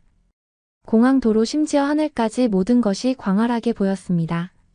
늘 침착한 사람인 아버지는 미로 같은 공항을 쉽게 안내해 주셨습니다. 저는 제가 가장 좋아하는 한국 과자가 담긴 작은 가방을 움켜쥐고 뒤따랐습니다. 언어도 문제였어요. 당장 학교에 다녀야 하는데 말이에요. 아버지는 유창하게 영어를 구사하셨지만 저는 어려움을 겪었습니다. 기본적인 구문은 알고 있었고 어느 정도 이해할 수 있었지만 말하기는 또 다른 문제였습니다. 처음 패스트푸드점에서 음식을 주문할 때 한국어와 영어를 섞어 말해서 종업원이 당황했지만 재미있어 했습니다. 아버지가 나서서 대화를 매끄럽게 이어나갔습니다. 저는 당황스러움과 동시에 영어 실력을 향상시켜야겠다는 결심이 솟구쳤습니다. 저는 정말 기가 죽은 상태로 학교에 갔어요. 특히 영어를 거의 못하기 때문에 이곳의 모든 것이 부담스럽게 느껴집니다. 매일 아침 학교 건물에 들어서면 불안감으로 속이 울렁거릴 정도였어요. 복도는 수다와 웃음소리, 고함소리로 가득하지만 제게는 알아들을 수 없는 소리의 바다처럼 느껴집니다. 단어의 의미를 파악하고 익숙한 무언가를 포착하려고 노력하지만 쉽지 않습니다. 수업 시간에 선생님이 질문을 하면 주제를 파악할 수 있을 정도는 이해하지만 완전한 대답을 할 수 있을 정도는 아닙니다. 저는 선생님이 저를 부르지 않기를 바라며 조용히 앉아 있습니다. 선생님이 저를 부르면 반 친구들은 저를 쳐다보고 저는 소심하게 어깨를 으쓱거리며 아돈노라고 중얼거릴 뿐입니다. 점심시간은 하루 중 가장 힘든 시간입니다. 다른 학생들은 3-3-5 모여 웃고 떠들고 있을 때 저는 혼자 식탁에 앉아 샌드위치를 먹었어요. 급식이 그립더라고요. 샌드위치는 배가 차지지도 않았어요. 근데 혹시나 다른 음식을 먹는다고 따돌림이 있을까? 봐 한식을 싸가지도 못했어요. 아빠가 원망스러웠죠. 한국에 있는 친구들 농담 대화가 그리워요. 이곳에서 저는 투명 인간이 된 것 같고 모두가 소속감을 느끼는 군중 속에서 길을 잃은 것 같아요. 부모님은 괜찮아질 거라고 영어 연습만 더 하면 된다고 말씀하셨어요. 부모님은 제가 얼마나 힘든지 의사소통에 실패할 때마다 얼마나 더 낙담하는지 이해하지 못하세요. 집에서는 편안하고 친숙한 한국어를 사용합니다. 하지만 밖에서는 제 목소리가 작고 하찮게 느껴지는 세상과 마주합니다. 듣기보다 라이팅 과제는 지옥이었어요. 답답하고 눈물이 나기 직전에 저는 수업이 끝난 후에도 남아 영어 선생님인 에릭 선생님과 이야기를 나눕니다. 저는 제 어려움을 표현하기 위해 애를 썼지만 선생님은 인내심을 가지고 들어주셨어요. 정말 학교에 다니기 싫었어요. 그런데 반전은 제가 한국에서 가장 싫어했던 수학 시간에 시작되었어요. 선생님은 연립 방정식 문제를 풀어보자고 했어요. 그거 아세요? 우리의 다리와 호랑이의 다리 개수 그리고 총동물이 몇 마리인지 세는 문제 말이에요. 한국에서는 초등학교 5학년 때부터 풀기 시작하는 문제잖아요. 독일 애들은 머리를 받고 표를 하나하나 만들기 시작하더라고요. 저는 바로 연립방정식 문제를 풀었어요. 저는 빨리 풀었죠. 한국에서는 당연히 해본 거였으니까요. 제가 이상하리만치 빨리 푼 걸 안 선생님은 제 풀이를 보러 왔어요. 그리고 여기는 표로 계산하는 애들만 있었으니까 선생님은 거의 완벽한 풀이라고 생각하셨는지 저에게 앞에 나와서 풀어달라고 했어요. 저는 수십 명의 시선이 저를 주시하는 것을 느끼며 칠판으로 걸어갔습니다. 저는 뱃속이 울렁거렸지만 손에 힘을 빼고 분필을 집어들었습니다. 기분이 이상했어요. 한국에서는 맨날 수학 때문에 고생만 했는데요. 마지막으로 칠판에 해를 동그라미로 표시했습니다. 저는 무관심이나 혼란을 예상하며 교실로 향했습니다. 하지만 그 대신 박수갈채를 받았습니다. 반 친구들의 얼굴에는 놀라움과 감탄이 섞여 있었습니다. 역시 수학은 한국인이지라고 했어요. 저는 기분이 진짜 이상했어요. 한국에서는 바보였던 제가 천재가 된 거잖아요. 선생님은 미소를 지으며 잘했어. 대수학을 잘 이해하고 있구나 라고 말하며 웃으셨죠. 제가 자리로 돌아가자 몇몇 반 친구들이 엄지손가락을 치켜 세웠습니다. 독일에 도착한 후 처음으로 저는 동료들과의 유대감과 소속감을 느꼈습니다. 그날은 제게 전환점이 되었습니다. 수학에 대한 저의 사랑이 문화와 언어의 장벽을 뛰어넘을 수 있다는 것을 깨달았고, 이곳에서 제 능력이 가치 있고 존중받는다는 것을 알게 되었죠. 또 차근차근 수학을 할 수 있을 것 같았어요. 그때부터 저는 수업에 더 자신감을 갖게 되었고, 더 많이 참여하고 다른 사람들의 수학 문제를 도와주기도 했습니다. 덕분에 아이들과 말할 기회가 생겼고 영어 실력도 점차 늘었어요. 한국에서는 자신 없었던 수학 자신감도 생겼고요. 좌절하지 않고 꾸준히 공부하니까 되더라고요. 그거 아세요? 독일 중학생들 중에 구구단을 못 외워서 계산기를 쓰는 애들이 많아요. 거짓말 같죠? 저도 처음에는 눈을 의심했어요. 여기서 제가 수학을 잘해서 수학자가 됐으면 그게 소설 같은 이야기겠지만 저는 수학을 잘 아는 정도는 됐어도 수학의 영재성을 보이지는 않았어요. 하지만 이게 제 자신감을 만들어줬죠. 진짜는 미술 시간이었어요. 저는 한국에서만 살았으니까 한국 애들이 미술을 잘한다고는 생각해 본 적이 없는데요. 외국에서는 한국 애들이 수학이랑 미술을 잘하는 이미지더라고요. 저는 스스로를 예술가라고 생각해 본 적이 없었어요. 옷을 입거나 한국 패션에 관심이 좀 많은 정도였어요. 미술 수업날 저는 어색함을 느꼈습니다. 벽은 학생들의 멋진 작품으로 장식되어 있었고 다른 학생들은 모두 붓과 연필에 자신감이 넘쳐 보였습니다. 저는 소심하게 이제를 설치했는데 텅 빈 캠퍼스가 저를 쳐다보고 있었어요. 선생님인 홈스 선생님은 우리가 풍경을 그리게 될 것이라고 말씀하셨습니다. 좋아하는 풍경을 그려보세요. 저는 구불구불한 언덕, 활발한 부산 바다, 봄날의 활기찬 벚꽃 등 한국의 고요한 풍경을 떠올렸습니다. 하늘부터 시작해서 파란색과 흰색을 섞어 구름의 부드러움을 표현했습니다. 그런 다음 하늘을 반사하는 광안리 바다를 그렸습니다. 부산이니까 산도 그렸어요. 학교 애들은 전부 다 눈에 보이는 풍경을 그리려고 하더라고요. 저는 그림에 너무 몰두한 나머지 수업이 끝나는 줄도 몰랐어요. 홈스 선생님은 비평을 위해 모두 모이라고 하셨습니다. 반 친구들이 걸어오는데 제 심장이 두근거렸습니다. 무관심할 거라고 예상했지만 친구들의 반응은 전혀 달랐습니다. 야, 너 천재다 한 반 친구가 외쳤습니다. 보이지도 않는 걸 어떻게 그려라고 다른 친구는 덧붙였습니다. 학생들은 제가 그린 장소에 대해 물어보며 제 작품에 진심으로 감탄했습니다. 저는 부산의 바다와 산에 대해 설명하면서 제 고장에 대해 이야기하는 동안 자부심이 솟구치는 것을 느꼈습니다. 그런데 한국인들이 미술을 잘한다는 게 어떤 거냐면요, 잘 따라. 그리고 옷이나 트렌드에 대한 감각이 있는 거더라고요. 생각해보면 독일 애들 옷을 진짜 이상하게 입었어요. 저는 것도 많고 관심도 많은 학생이었던 거죠. 여러분들도 독일로 오시면 천재 소리를 들을 수 있을 거예요. 이 새로운 나라로 이주한 후 처음으로 저에게 매우 개인적인 무언가를 알아봐주고 인정해준다는 느낌을 받았습니다. 미술 작품은 한국에서의 과거와 독일에서의 현재를 잇는 다리이자 제 일부를 다른 사람들과 공유할 수 있는 방법이었습니다. 알고 보니까 한국 문화 자체가 인기 있는 분위기였어요. 저는 어느 날 소심하게 김밥 도시락을 싸간 적이 있어요. 독일 학교로 김밥 도시락을 싸들고 가기로 결심했던 날 아침이 기억납니다. 낯선 환경에 적응하려고 애쓰던 수줍은 한국 학생인 저로서는 과감한 결정이었죠. 한국에서는 김밥이 주식이었지만 독일에서는 김밥이 어떻게 받아들여질지 확신할 수 없었기 때문입니다. 어머니가 만들어주신 김밥을 한 입 크기로 예쁘게 썰어 포장하면서 긴장감이 교차했습니다. 채소와 달걀의 선명한 색이 흰쌀밥과 김과 아름다운 대조를 이루었지만 반 친구들이 이상하게 생각하지는 않을지 걱정이 되었습니다. 점심시간이 다가왔고 저는 도시락을 열기 전에 망설였습니다. 제 주변에는 학생들이 샌드위치와 샐러드 간혹 패스트푸드를 꺼내는 모습이 보였습니다. 심호흡을 하고 뚜껑을 열자 깔끔하게 정돈된 김밥이 모습을 드러냈습니다. 잠시 정적이 흘렀습니다. 전 실수했다고 생각했어요. 그러자 테이블 건너편에서 호기심 어린 목소리로 저게 뭐야? 라고 물었습니다. 고개를 들어 저와 제 도시락을 바라보는 두어 쌍의 눈을 보았습니다. 김밥이야 애써 씩씩한 목소리로 말했어요. 그러자 정말 깜짝 놀란 순간이 왔습니다.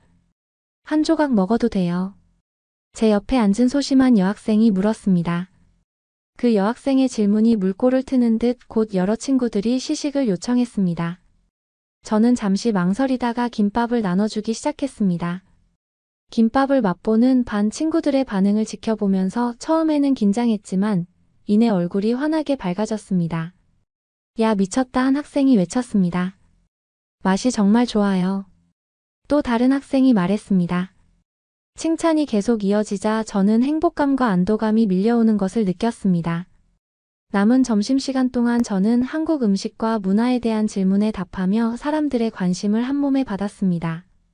저는 서울의 푸드마켓 맛있는 냄새로 가득한 번화한 거리, 그리고 음식이 한국 사회생활에서 얼마나 큰 부분을 차지하는지에 대한 이야기를 나누었습니다.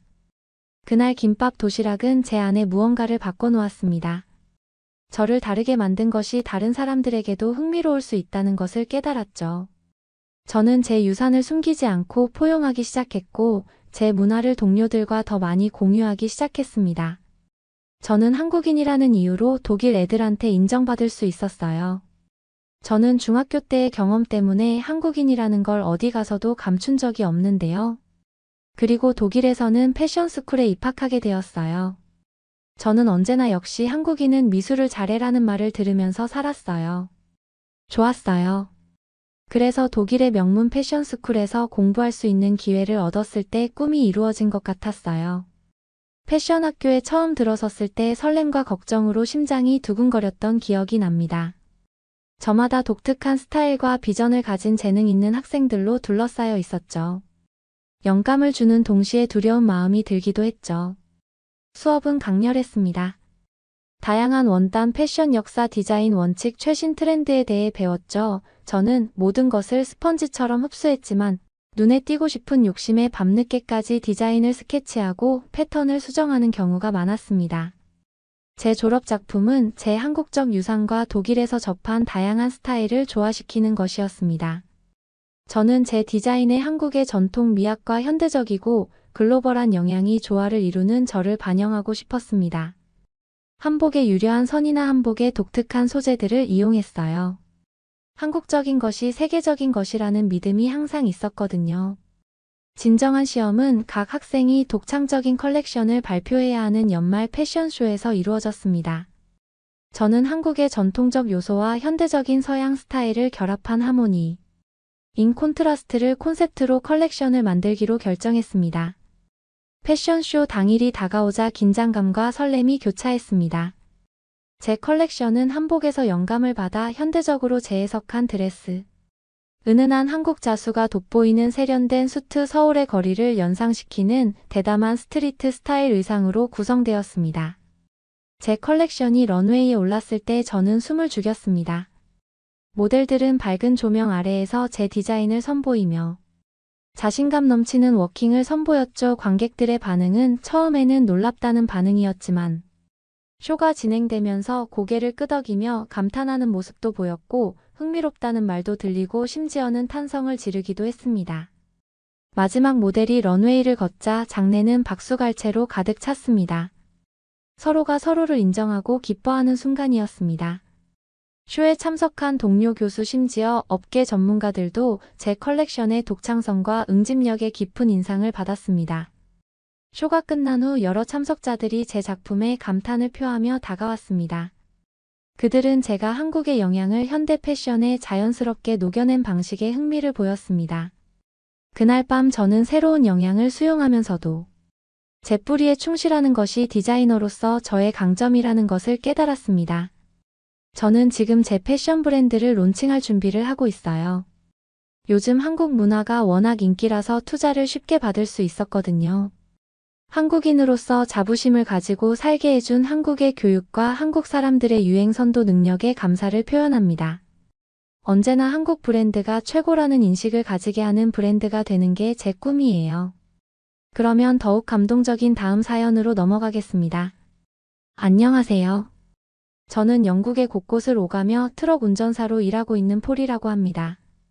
저는 학창시절 내내 농구를 대표해 활동을 하다가 부상을 당한 이후 트럭 기사가 되었습니다. 지금은 벌써 꿈처럼 느껴지는 일이지만 농구를 하던 때만 해도 저는 누구보다 건강한 삶을 살았다고 자부할 수 있었습니다.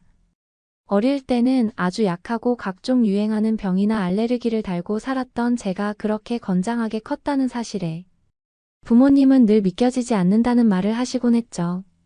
190이 넘고 어깨도 상당히 넓게 벌어진 제 건장한 체구를 보시면 어릴 때 약했다는 이야기를 믿기 어려우실 겁니다. 하지만 저는 공부를 잘하지는 못했습니다. 책만 피면 졸음이 몰려오곤 했죠. 그래서 어릴 적부터 공부는 나의 길이 아니라는 걸 아주 일찍 깨달았던 것 같습니다. 운동하는 게 가장 재미있었으니까요. 게다가 아버지를 닮아 꽤 잘생긴 외모의 인기에 바로미터로 불리는 농구까지 잘한다는 건 남자 학생으로서 가장 꿈꿀 수 있는 최고의 인생이었습니다. 평소와 다를 게 없던 그날 저의 달콤한 꿈들이 멈춘 일이 발생하게 되었습니다. 친구와 우연히 장난을 치면서 중심을 잃고 발목을 삐끗하면서 넘어져 무릎에 부상을 입게 되었습니다. 병원 신세를 지면서도 친구들에게 병문안을 오라고 하는 등 그때까지도 저는 계속 장난만 치며 답답한 병원을 빨리 나갈 궁리만 하고 있었죠. 그때까지만 해도 저는 전혀 사태의 심각성을 몰랐던 것 같습니다. 철이 없던 나이였으니까요. 앞으로 어떤 미래가 저에게 펼쳐질 거라고는 조금도 몰랐을 겁니다. 그 나이까지 단 한 번도 예상해 본 적 없던 직업을 갖게 될 줄도 몰랐겠죠. 빠르게 태어날 수 있을 줄 알았던 제 무릎은 실제로 더 심하게 다쳤다는 걸 알게 되었습니다. 부모님은 물론이었지만 제 자신이 너무 싫어 용서할 수 없는 기분을 말로 형용할 수가 없네요. 병원에 여러 차례 방문하며 검사를 받았고 더 좋아지길 증상의 경과를 기다렸지만 조금만 무리하면 아파지고 퉁퉁 부어오르는 걸 느낄 수 있었습니다. 조금 기다린다고 해서 괜찮아질 통증이 아니라는 걸 스스로가 알아챌 수 있었죠. 병원에서도 한 번 다친 무릎이 다치기 전처럼 완벽하게 돌아갈 수 있는 방법은 없을 것 같다며 조심스럽게 이야기를 꺼내셨지요. 살살하는 운동은 괜찮겠지만 과격한 운동이나 무리가 가는 행동은 절대로 삼가야 한다고 하셨죠. 살살하는 운동만 괜찮다니 제가 그 나이 때까지 해온 게 바로 격하고 역동적임 때문에 사랑받는 농구인데. 그건 그냥 저희 모든 걸 포기하라는 소리와 같았죠. 의사 선생님을 붙잡고 울어보기도 하고 하소연을 하고 빌어보기도 했습니다만 선생님께서도 도저히 더 해주실 수 있는 건 없다고 하셨죠. 당연한 결과였어요. 선생님이 뭘 어떻게 해주실 수 있었겠어요. 그냥 제가 지푸라기라도 잡고 싶어 의사 선생님에게 매달린 거란 걸 제 스스로도 알고 있었어요. 나의 단 한순간의 장난으로 이 모든 것들을 애써 포기한 채 멈춰야 한다는 게 억울하기도 하고 화가 뻗쳐 미치겠다는 생각이 들었습니다. 제 자신이 너무 증오스러웠고 마음속에 불이 활을 타는 것처럼 화가 식질 않았어요. 몇 날 며칠을 방에 틀어박혀 나가지도 않고 그때로 시간을 돌리고 싶다며 늦은 후회를 할 뿐이었습니다. 근데 뭐 별 수 있었겠어요. 의사 선생님 말대로 할 수밖에요. 결국 결론은 앞서 말씀드린 대로예요. 저는 농구 선수가 아닌 트럭 기사가 되어 영국의 전국 곳곳을 누비고 있습니다. 그래도 다행인 점은 이 일을 해보니 딱히 특별하게 싫은 점을 발견하지도 못했고 생각보다 운전을 꽤 잘해서 나름 만족하는 삶을 살고 있습니다. 아, 그리고 무엇보다 제 경력에 비해 연봉도 꽤 높은 편이거든요. 제가 워낙 밤낮 없이 열정적으로 일에만 몰두해서 그런 결과이기도 하지만요. 트럭 기사에 하는 일을 간혹 궁금해하시는 분들이 많으셔서 이야기해드리자면 영국의 트럭 기사는 다른 나라와 하는 일은 비슷할 겁니다. 정말 큰 대형 트럭을 이용해서 선박이나 기차 등을 운전해 화물을 이동시키는 직업인데요. 주로 식품이나 의류건설 자재 전자제품, 농산물 등을 옮기긴 하지만 저는 모든 시간에 맞으면 운반하는 편이라 종류를 따지진 않습니다. 저는 다른 기사들보다도 더 많은 일을 했어요. 우리는 월급보다 한 만큼 일을 하는 각각의 개인 사업자와 같은 개념이라고 생각해야 합니다. 다른 트럭 기사들은 이런 저를 보고 돈에 환장한 사람, 돈이라면 다 하는 사람이라며 미쳤다고 손가락질하는 모습도 보였습니다. 뒤에서 욕을 하고 흉을 보는 사람들도 있었지만 반면에 그러다 큰일 난다고 조심하라며 진심의 걱정을 쏟아주는 사람도 있었죠. 하지만 사람들이 잘못 알고 있는 게 하나 있었습니다. 제가 그렇게 열심히 일을 한 것은 결코 돈 때문에 그런 말도 안 되는 일정을 소화한 게 아니었습니다. 그냥 오직 제 고통스러운 기억과 마음을 잊기 위한 수단이었죠. 그렇게 해야만 더 빨리 잊을 수 있을 것만 같았으니까요. 자꾸만 생각나는 부상당했던 그날의 기억은 저를 불현듯 괴롭혔고 특히나 저를 가장 괴롭게 했던 것은 여전히 농구의 선수로 코치로 활발하게 활약하고 있는 함께 운동했던 저희 동료들의 모습이었습니다. 그래서 저는 친구의 추천으로 이 트럭 일을 시작하고 일부러 저만의 시간을 제 자신에게 주지를 않았습니다. 마음이 괴로우니 몸을 괴롭혔어요. 하지만 그때 조금 더 일찍 깨달았어야 합니다. 그 결정은 몸뿐만 아니라 저희 전체를 다 망가뜨리게 되었으니까요. 저는 다른 사람들보다 자신 있었던 게 있었습니다. 그건 다름 아닌 바로 체력 하나는 누가 와도 이길 자신 있다고 자부하며 살아왔죠. 그래서 트럭 운송 일을 시작하고서도 혹독한 스케줄을 견뎌냈던 거죠. 아마 체력이 없던 사람이었다면 진작에 나가 떨어지고 말았을 겁니다. 트럭 운전 일을 한다는 게 상상하시는 그 이상으로 힘들고 어려운 일이거든요. 그래도 워낙 타고난 체력 자체가 좋다고 자부하며 무리해서라도 매일 해서 일을 했죠. 그때 알았어야 했습니다. 몸만 힘든 게 아니라 스트레스를 받아 마음까지. 함께 힘든 시기에는 건강에 대해 더 많은 걸 잃을 수 있다는 것을 말입니다. 그러던 어느 날 극심한 스트레스가 시발점이 된 것인지 저희 몸에는 이상한 변화가 생기고 말았습니다. 선수 생활을 할 때는 그래도 식당이나 코치님의 지도 아래 우리는 제대로 균형 잡힌 식사와 생활을 할 수 있었는데 이제는 제가 먹고 자고 모든 것이 제 스스로의 결정과 선택에 달려 있어야 했습니다. 운동을 할 때는 오직 운동을 더 잘하는 것에 대해서만 집중하면 됐지만 트럭을 몰게 되면서부터는 저는 움직이는 사업체이기도 해서 쉬지 않고 이익을 만들어내려는 데만 혈안이 되기도 시간이 모자랐습니다. 어느 날엔 트럭로 전국 곳곳을 다니면서 최대 10시간을 운전하고 다니는 일도 잦았고, 잘 씻지 못하는 경우도 많았습니다. 영국은 어디나 안심할 수 없는 곳이 많기 때문에 차를 세워두고, 잠시 눈을 붙이거나 할 정도로 안심할 수도 없는 노릇이었죠. 사정이 이렇다 보니 먹는 건 더 심각했습니다. 식사 시간을 제때 맞추는 건 갈수록 희박해 갔죠. 그러면서 어릴 때 알았던 질병이 다시 일어나기 시작했어요. 그 병은 바로 글루텐 알레르기라고 하는 병입니다. 그때는 글루텐 알레르기로 너무 심각하게 고생을 해서 하루하루가 괴로웠어요. 이 질병은 일종의 소화불량증 같은 건데요. 글루텐은 밀이나 호밀 같은 곡물에 풍부하게 들어있는 단백질을 말하는데 빵이나 피자 등 식품에 탄력을 주는 역할을 하는 거지만 저는 그 글루텐을 먹으면 문제가 발생하는 거죠. 글루텐은 대부분의 사람들에게는 아무런 영향도 끼치지 않지만 정말 일부의 저 같은 사람들에게는 글루텐을 소화하는 데서 심한 어려움을 겪게 됩니다. 저는 이 질병이 어린이 때까지도 좀 심했다고 들었는데 점점 몸이 자라나고 면역력이 강해지면서 자연스럽게 증상은 잦아들어서 완치가 된 줄만 알고 있었습니다. 그랬던 그 병의 생활 균형이 무너지고 나니 다시 내민 것입니다. 글루텐 민감성이라 불리는 저희 질환은 좀 더 심한 질환인 셀리악병 정도까지 가지 않았지만 심각해지면 머지않아 곧 그렇게 될 수 있기에 항상 조심해야 합니다. 농구를 할 때만 해도 이 정도로 심각하진 않았는데 이젠 글루텐이 함유되지 않은 음식을 먹어야 완벽히 소화가 가능하고 컨디션이 좋지 않은 날에는 글루텐을 전혀 소화하는 능력이 생기지 않습니다. 보통의 사람들과 다른 걸 갖는다는 건 어디에서나 언제나 불편을 불러일으켰습니다. 저 때문에 항상 함께 먹는 메뉴에 제약이 있어야 했죠. 양측 모두가 괜찮은 메뉴를 파는 식당을 찾고 싶어도 영국 전역엔 그런 식당은 정말 없는 편입니다. 저는 매번 사람들에게 제 이야기를 하고 양해를 받을 수도 없는 노릇이라 괜찮다며 그냥 그 음식들을 먹어본 적도 있지만 그 이후로 얼마나 고생을 했었는지 건강을 한번 잃으면 다시 되찾는 건 정말 굉장히 어렵습니다. 한번 증상이 나빠지기 시작하니 이제는 다시 좋아지기까지는 1주에서 2주 정도의 기간이 소요되더군요.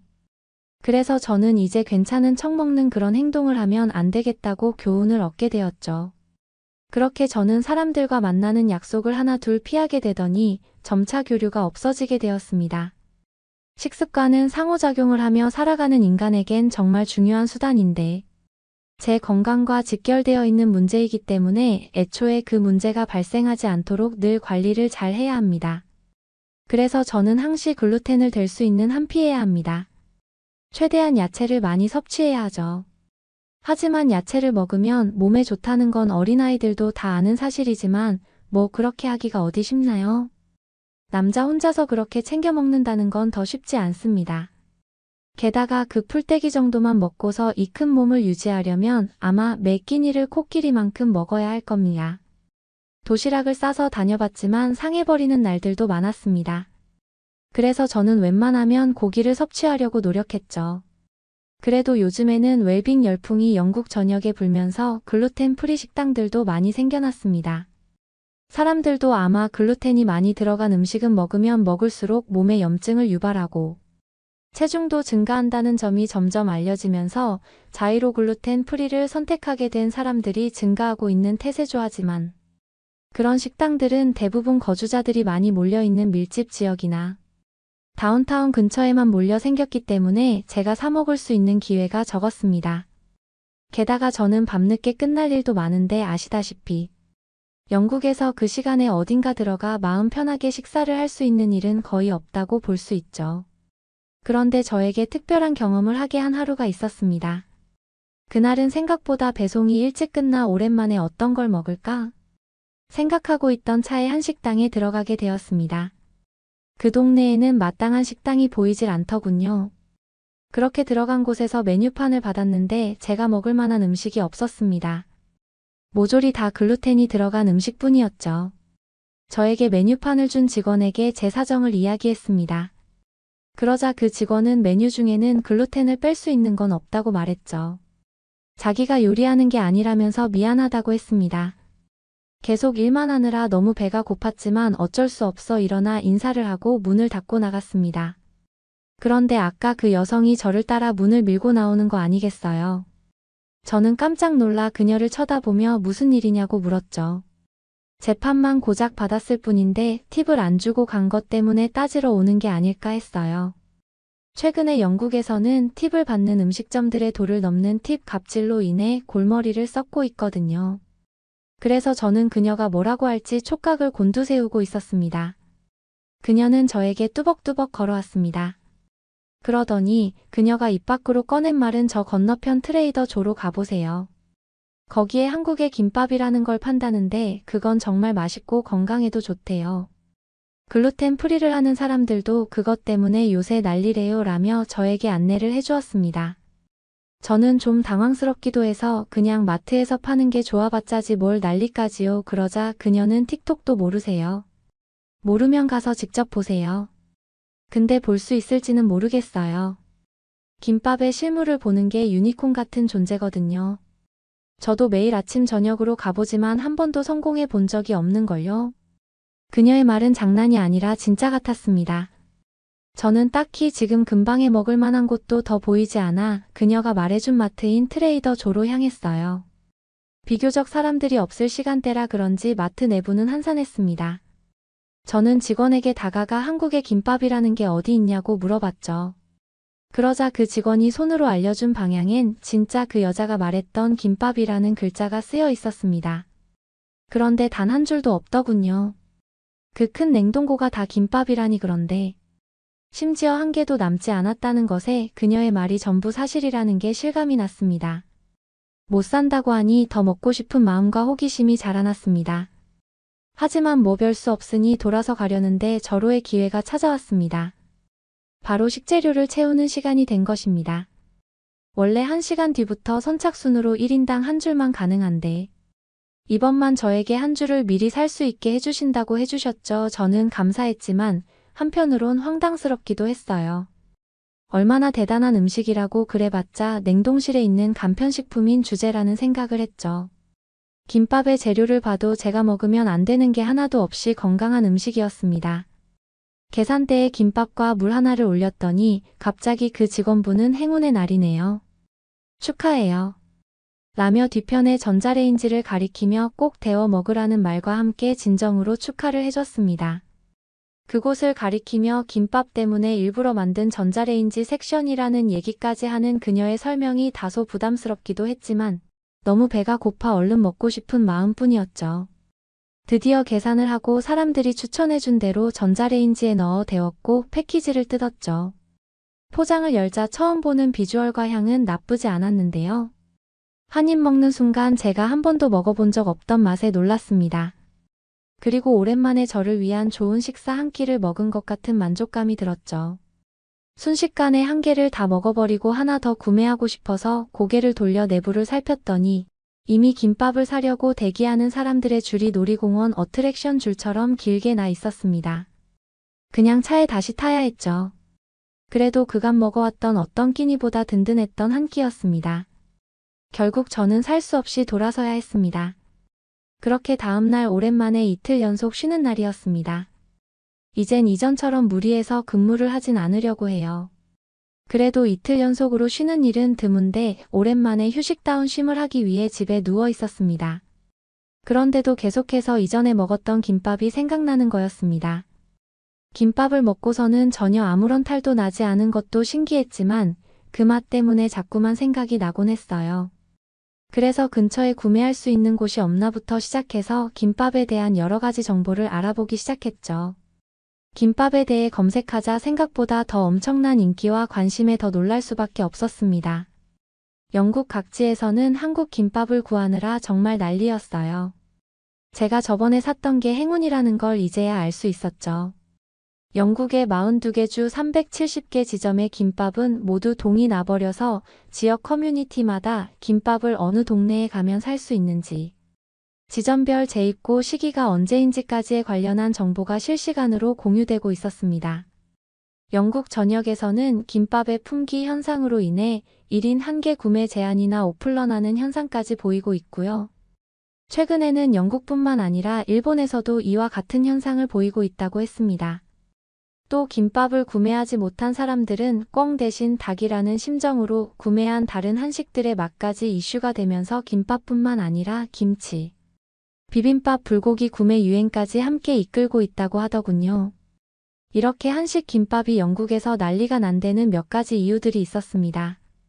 김밥을 먹는 영상이 엄청난 이슈가 되면서 순식간에 1100만 회를 돌파했고, 심상치 않던 소비자들의 움직임에 대해 BBC 같은 영국 공중파 방송사들에서도 계속 김밥에 대해 구하기 힘들다고 다루며, 품귀 현상은 점차 더 심각해져만 갔죠. 내용이 나오면서 점차 품귀 현상이 심각해졌다고 합니다. 그리고 대도시 중심으로 유행하는 건강식의 열풍에 딱 맞는 음식이었죠. 김밥에 잎채소와 뿌리채소, 밥 그리고 해조류인 김으로 싼 감은 식물성 재료의 종류가 다양하게 되어 있고 예쁜 비주얼까지 가지고 있어 기호대로 만들 수 있다는 점에서 젊은 세대들의 마음을 사로잡고 있어요. 특히 휴대도 간편하고 한 입에 쏙 넣을 수 있으면 젓가락 접시도 필요가 없어 편리한 데다 건강하기까지 한 음식인 거죠. 여기에 최근 영국에서 외식값이 천정부지로 치솟고 앞서 말씀드렸던 것처럼 팁으로 인한 문제인 팁플레이션까지 있어 사람들은 식당을 기피하면서 가성비가 높은 음식을 찾고 있는데 한국의 김밥은 모든 것에 완벽한 음식이었죠. 아무리 찾아도 살 수 있는 곳을 찾을 수가 없어 저는 제가 만들기로 했습니다. 유튜브를 보고 연습해서 몇 번을 해봐도 김밥을 만드는 건 생각보다 훨씬 어려웠습니다. 먹을 때는 간편했는데 만들려면 이렇게 많은 정성이 들어가야 한다니 몇 번이나 실패를 하고 거듭한 끝에 이제는 김밥을 꽤 잘 만들 수 있게 되었습니다. 완벽하게 한국식으로 만들 수는 없지만 최대한 비슷하게 만들었죠. 저는 김밥을 대량으로 만들어 두고 소분해서 나눠 운전을 하고 이동할 때 간편하게 먹을 수 있게 되었습니다. 이제 끼니 걱정도 건강 걱정도 하지 않아도 될 수 있었죠. 이젠 일도 하면서 제 스스로도 챙길 수 있는 시간들을 보내고 있는 것 같아 뿌듯하기도 합니다. 아, 그리고 이번 주에는 저번에 갔던 지역으로 배달을 하러 가게 되었는데요. 그러는 김에 저에게 처음 김밥이라는 걸 알려준 그 식당의 그녀에게 제가 만든 김밥을 한 줄 선물하려고 합니다. 김밥은 여전히 구하기 힘들 테니 아직 그녀가 못 먹어봤을 게 분명했죠. 그녀가 좋아했으면 좋겠네요.